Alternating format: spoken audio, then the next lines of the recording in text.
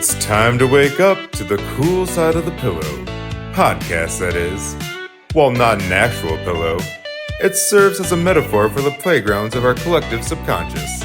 Cool Side of the Pillow is a show about dreams, not goals or aspirations, you sillies. Rather, a show that delves into dreams of listeners, just like you. So keep listening, dreamers, our resident experts, and I use that term loosely, Josh and Vince, will do their best to navigate listener-submitted dreams while providing insights and, dare I say it, a dash of fun. Please, just try to enjoy it.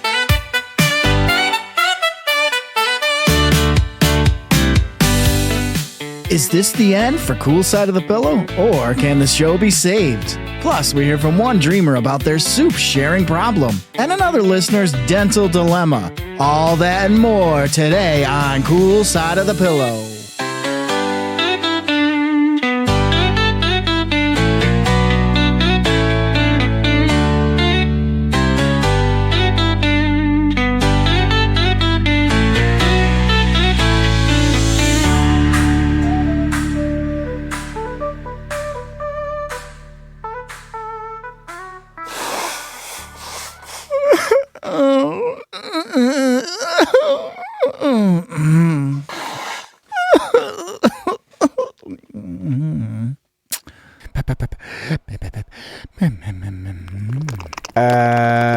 You okay? You sound sad, aroused, or sadly aroused.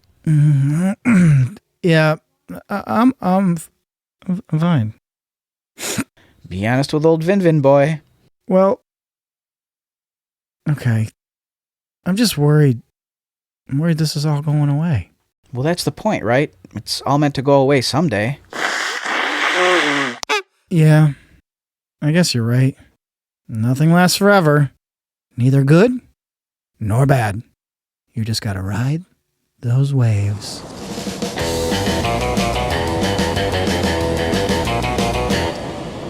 Yep. And sometimes you just gotta slap those waves and say, "No waves, you cut it out. You cut it out, you hear me? It's not allowed, okay?" You know, you're actually pretty profound when you want to be. Yeah, I used to be pretty pro-round, but once I rode those waves with the help of the Meatboast diet and exercise program. I know. Well, I rode those belly waves straight to hell. That pudginess wasn't going to last forever. Yep. It's as I suspected. I'm having an existential crisis and thinking you're being a wise little gremlin when in fact you're still obsessed with that dang program.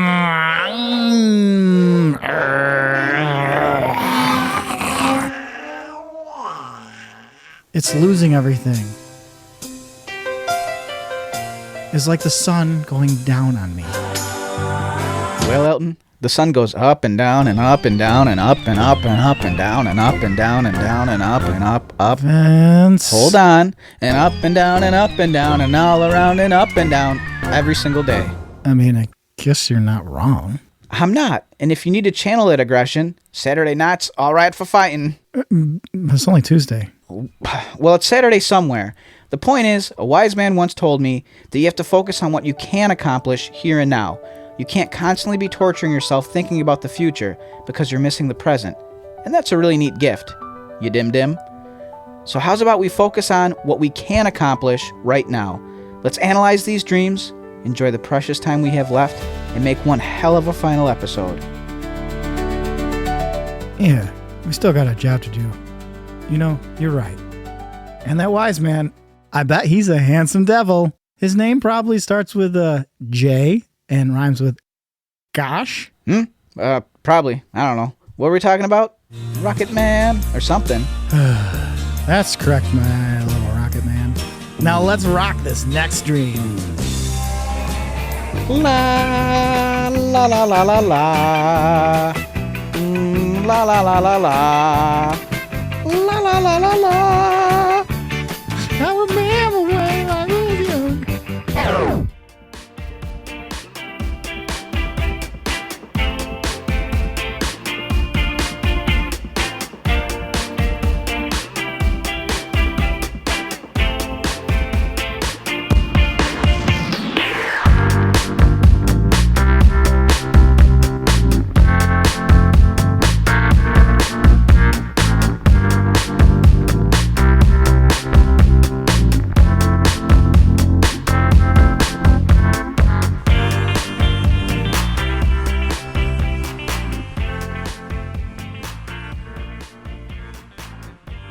right, Vince. This could be the last dream ever. Does that make sense?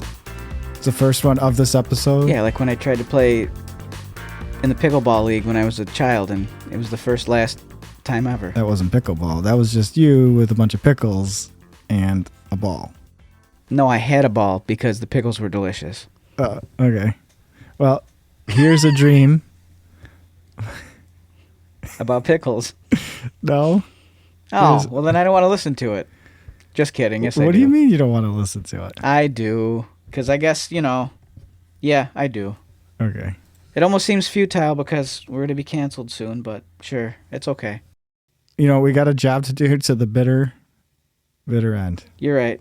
We'll be like the idiots on the dim-dims on the Titanic, playing their little kazoos and recorders as they drown to death. Moving deck furniture on the Titanic. Well, I mean, I think if you drown, it's implied you die, right? Isn't that redundant? Drown to death? Yeah, because I don't think you can drown without dying.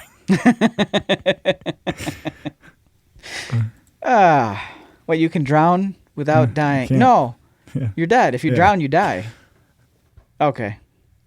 I'm glad that's settled. Here's a dream from Annie from Rochester, New York. Annie, get your dream. Hi, Cool Side of the Pillow. My name's Annie from Rochester, New York, and I have a dream to share with I you. said that. Well, many dreams. It's a reoccurring dream. It always shows up in various forms, but I always seem to have the same theme where my teeth are falling out.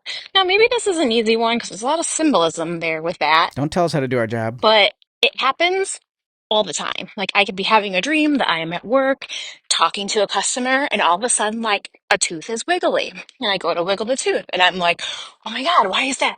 How old am I? That's a permanent tooth, right? Like why is this tooth permanent one. wiggly? And Figgle's that might tooth. be the gist of it. Or sometimes it's like I'm out to dinner with family and friends and all of a sudden all of my teeth are wiggly, but not even just wiggly, but like wiggly and then falling out and crumbling in my mouth. Like totally disgusting. So, what do you think? What does all this mean? Let me know. So, like, that's kind of like the classic, one of the classic dreams, right? Like, I don't know what they all are, but it's one of them where it's like, oh, the teeth falling out is like a thing, or like when you're flying, or like you trip and you like stumble in your bed, you're like, like your legs move around, you're like, I fell. Oh, no, I didn't. Yeah. So I don't want to say it's a basic dream, but it's basic. No, it's still perplexing. But I'm glad we got it in. Yes, I don't know if we've had a teeth dream yet. we haven't. Can you imagine of all the dreams we've just dissected and interpreted? You know who I wish we could consult with is Dr. Teeth from the Muppets. Yeah, from Electric Mayhem. He's one hell of a conductor. Bye-bye, But no, I mean, Darren. that's, basically the whole symbolism and the whole concern of that is you're not necessarily, it doesn't mean you're a vain person. It could just mean that appearance is important. She did mention she has to talk to customers, like interface with customers. So, if you're not looking your best, or also if you're looking your worst with your teeth crumbling out of your face and wiggling and whatever else, or the wiggling feeling, just that anxiety, that looming, like, oh no, I'm about to like look like a fool. And, so it's high stakes stuff. You know it's coming, but they don't. Yeah, exactly. That's the title of my new sex tape. The crumbling, disgusting. Yeah. It's so disgusting. Like that part. Yeah. Yeah, so I had a great sex Not- tape joke, by the way. Okay, anyway. Oh, boy. Editing. Nice. Do not edit that out. Anyway. Nice. Yeah, it's you heard what I said to you. But I mean, I've often had those dreams as well. The wiggly teeth, the stumbling. Yeah, it's just it's not fun. It's unfortunate. Yeah, along with the vein stuff, which I guess this still would be kind of the vein thing, but you wonder about like age and is you lose them as a kid, but then some people tend to lose them with age. Have to get dentures and stuff, and so you're fighting the march towards the grave kind of thing, right? Mm-hmm. Yeah, and you're right. Beyond it being a vanity thing, or even a thing where maybe it's not vanity, but it's like a necessity where like, oh, this is my livelihood. I have to like not look crazy. Yeah, I mean it's it's basically we all age and it struggle with mortality, and that's kind of what it is. You struggle with molartality. Shut your mouth.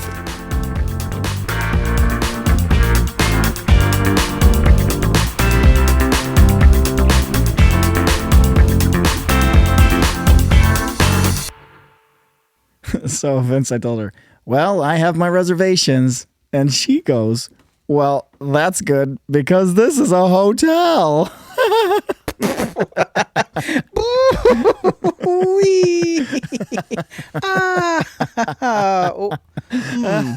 But how did she know you had that toothbrush in your pocket? Huh? What?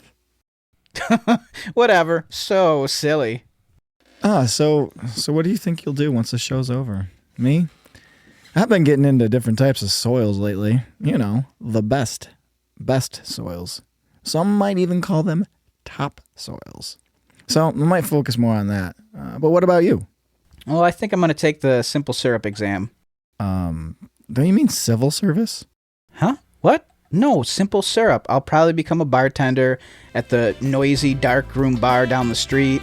So I'll need to learn how to make lots of drinks, for people to drink, like martinis with olives, gins and tonics, bottled beer, wine in the glass, virgin margaritas, and of course, the pièce de résistance, the bartender's right-hand man, simple syrup. Because what recipe doesn't call for that? Okay. Yep, they'll all say, barkeep, my good man, another round of simple syrups for the lot of us. We'll all giggle, and I'll just smile, knowing I know how to make the best simple syrup in the block.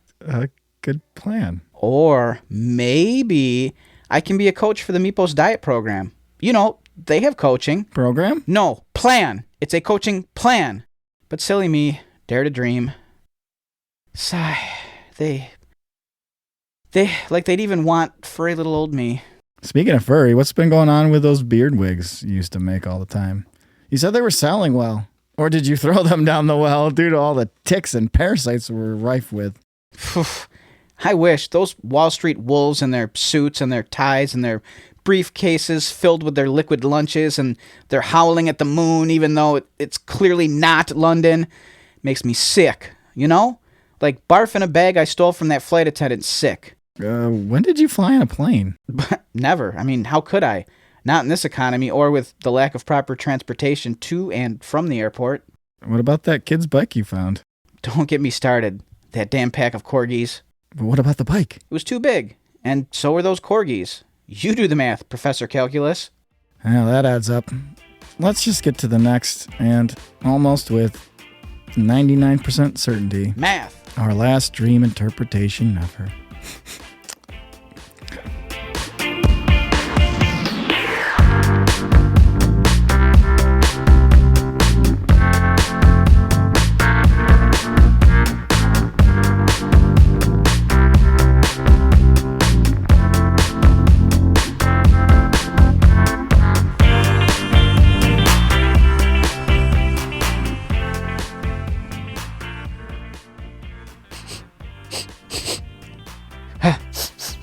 What's wrong, buddy?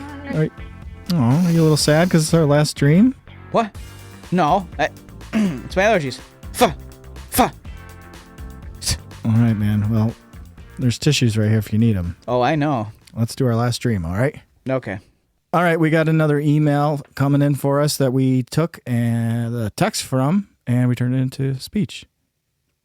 Here it is. Hi, this is Jessica from East Greenbush, New York. Here's a recent dream of mine. I was cooking a huge pot of soup containing meatballs, and some of my extended family was there. It's like a scene from The Godfather. I think we were in an Airbnb. I made what I thought was enough soup for everyone, but then a bunch of random people, whom my family seemed to know but I did not, showed up.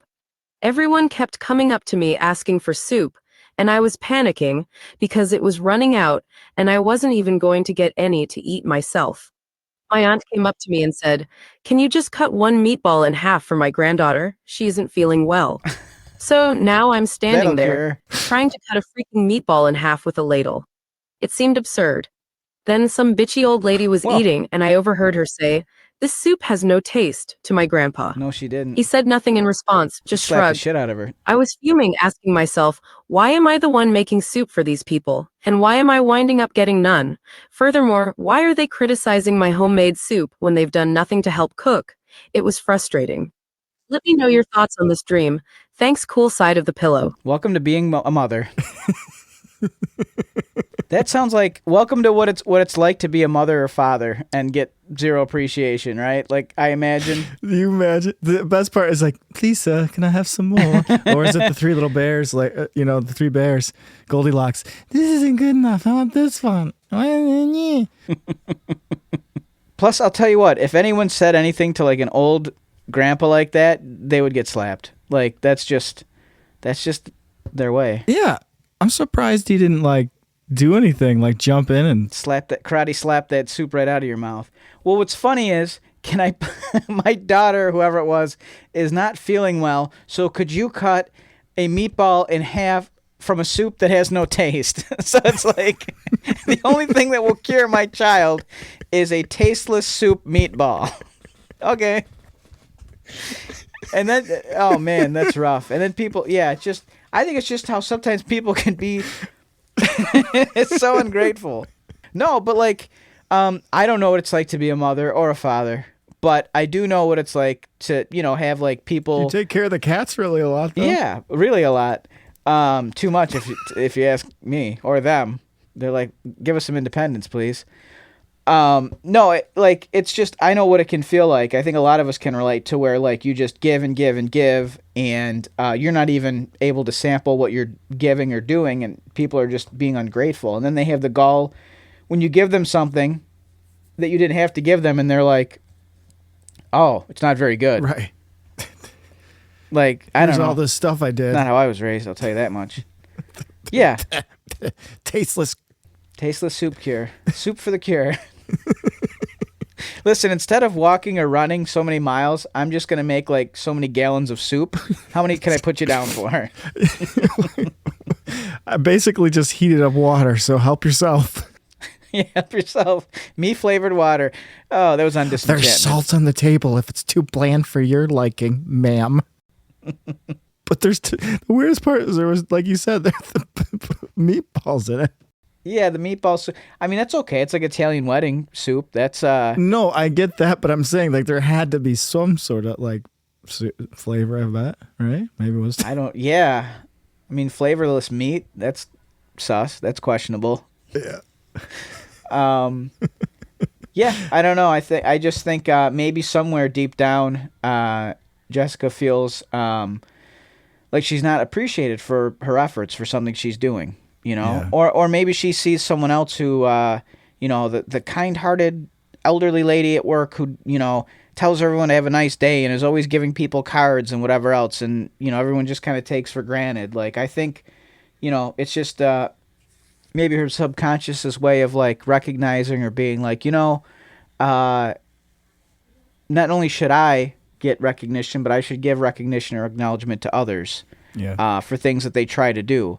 And, never in my life if someone gave me an oatmeal raisin cookie and they were like, here you go, and it wasn't good, would I ever be like, this is gross. Right. I'd be like, thank you, and then like put it in your pocket. Away from them. But like, it's the thought that counts, right? Unless the thought was, hey, I'm going to poison that cookie, well, then that's not very nice. No. But if it's not an elaborate scheme to poison someone, then, just eat the flavorless meatball soup and call it a day. Exactly. The soup of the day. The soup of the day. What the thing is too, soup is such a, you put, it's a lot of different ingredients, right? It's a labor intensive act of love. A lot of people food is use love. Soup for healing, right? Yeah. So it is a symbolic choice. Like it wasn't like she was cooking burgers or something that might be less translated to a food that's so highly connected to healing and love and personality, I think. Yep. Yeah, because the soup does, getting back to the whole like the daughter not feeling well, and yeah, it's whenever you're sick, let me have some soup and ginger ale and little crackies and stuff like that. So some crisps. Yeah. Yeah, some grass. But yeah, so that might help. Roughage. Just random people showing up, you know what I mean? That's crazy. It's like you're doing it for the family, all in love, and all these people come back, and you're like, and then you're not getting any. Yeah, and you have this big heart, so you're like, oh, you know what? Beyond my own family, I'm going to extend this to others. And that's such a generous, nice, kind act. It's kind of ridiculous. Bunch of ingrates in your subconscious.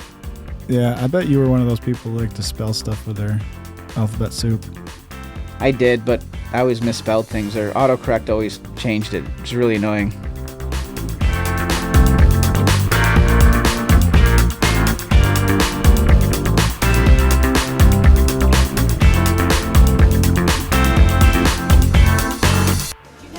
Don't you know, things will change, things will go your way if you hold on for one more. Cool Side of the Pillow.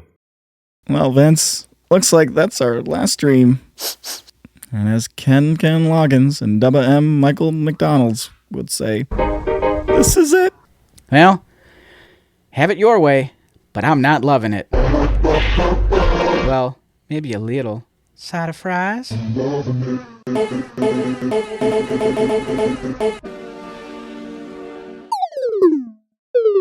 Well, my little side of fries guy, we just got the final death nail in the podcast coffin, aka voicemail from Hector.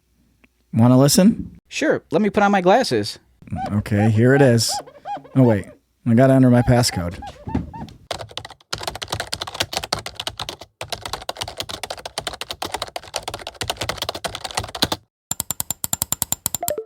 Well, men, sort of. I hope you've cleared all the piss out of your bladders, because I sure have. I take a lemon pepper shot every morning, and this Norwegian beet supplement that I have flown in every week, and it's like I'm pissing state-of-the-art laser beams.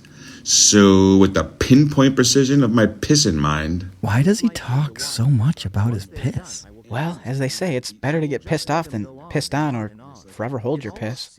This message, much like our podcast, is going out like a candle in the wind. Or a piss behind the barn. I'm assuming you two morons with microphones are whispering about random Elton John song references and piss, because you two are so clearly obsessed with juicy, juicy pisses and Sir Elton himself. But now myself is talking, and it's time to get down to gold tacks. Fuck the brass. I want money. More of that sweet green shit in my bank account. Capiche, you ass butts? More like capiss. So you two should be ashamed. Already am. Bathing in a half bath of my shame. Of the fact that you failed so spectacularly at not failing like a couple of non-failures who took a walk through the woods naked, without any sort of protection or repellent, and somehow managed to avoid all the thorn, the thicket, all the lot lizards, and somehow not get a lick of poison ivy on your crotches. I feel like I should get on with it, because I'm certain your attention spans don't have the bandwidth. And as my great-grandpappy always used to tell me when I was a wee lad, not all babies get saved when the orphanage burns down. But congratulations, guys. Somehow, despite only having one sponsor, like a shooting star that miraculously doesn't burn away an impact of the Earth's atmosphere, but morphs into a wish come true. Whatever magic you concocted, it was enough to get the show renewed in less than 4 episodes even. These Meepos Diet people paid us a note, and all the Sopranos are singing, "We want more cool side of the pillow."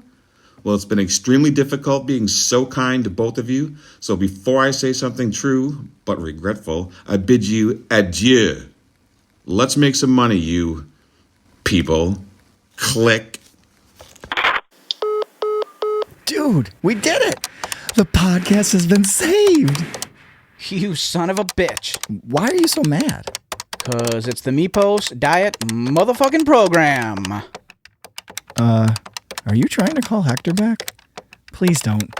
Don't ruin this positive momentum we have going. I'm just gonna educate him on why he's a disrespectful idiot. Do you even know his number? Yeah, the number, that's the ticket, 1, and then, 1, probably another 1, there's usually at least 5 ones in every phone number in these continental states and provinces, but not Hawaii. 1, 2, no wait, 7 and a half, and then the pound sign, right? Vince, that old office phone that you're dialing on isn't even plugged into the wall. Besides, Hector left me a message on my phone. Oh, so your phone is the sumbitch that needs a talking to. I'll let it off on a technicality because it's your phone. But so help me God and all the grass that is green, if anyone else disrespects the good folks at the Meepos Diet Program, I'm going to lose my shit. You better believe those words, because this referee has his eyes peeled, perched, on point, and waiting, and will not let another egregious penalty like that slip by again. My guy, we just got the pod renewed. No, actually, it was you. It was your commitment and downright obsession with that Meepos Diet Program. Someone from their company must have heard your transformative weight loss journey and took it for a testimonial or ad spot sponsorship. And in return, Papa Hector got paid. Isn't that exciting? Why can't you just take a moment to smell the roses? Ah, sure, great. The podcast, whatever that is. If that's what you like to call it, whenever we speak in this office/cat den, sure, cast away with your pod. Number 37, Mr. Fluffaluffagus, you're out of bounds. 10 yarn. Penalty, repeat, fancy feast. This is a code meow, first down. Pass it all around. Lyrics get hard, quick cement to the ground. Well, a win is a win, and I suppose we all celebrate in our own ways. Out of bounds. At least he's happy. Penalty, I think. I'm just happy to say, see you next time, Dreamers, for Season 5.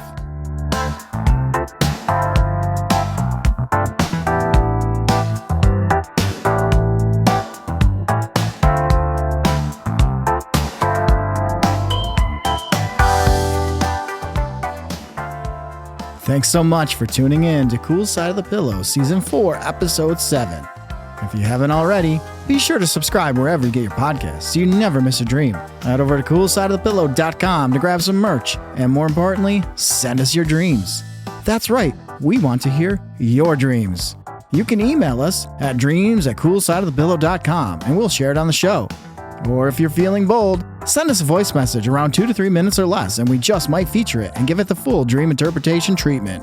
And don't forget to follow us on Instagram at CoolSideOfThePillowPodOfficial for updates, wacky content, and other weird dream stuff. We'll be back soon enough with an all-new season. So until then, sleep tight, dream deep, and stay cool.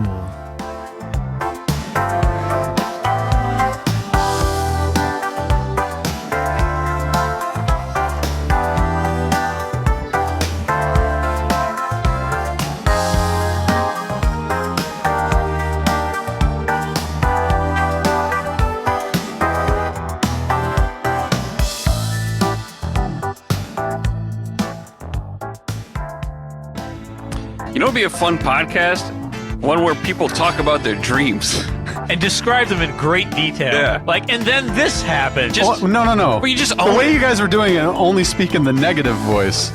You know who didn't show up in my dreams? You guys. Yep. You know what didn't happen in my dreams? Something cool. I think a dream talk about podcasts would be great, especially if you just embrace it. Listen, nobody likes to hear about dreams, so nobody's going to like this podcast. But here's Joan Rivers' daughter. She's going to tell us about it. Go ahead, Melissa. Tell us about the dream you had last night. Oh, that's a get. Yeah.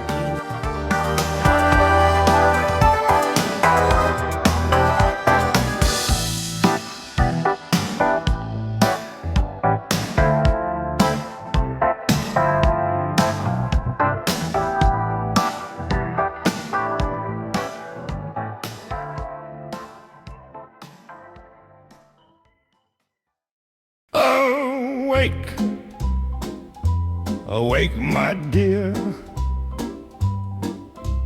Come and hear. Listen to this pair. What do your dreams mean? They are sure to share. Dreams, they start to billow like the wind blowing the branches of a willow. So curl up tight just like an armadillo and Find what your dreams mean here on Cool Side of the Pillow. Cool, cool, oh, it's so cool. Cool, cool side of the pillow.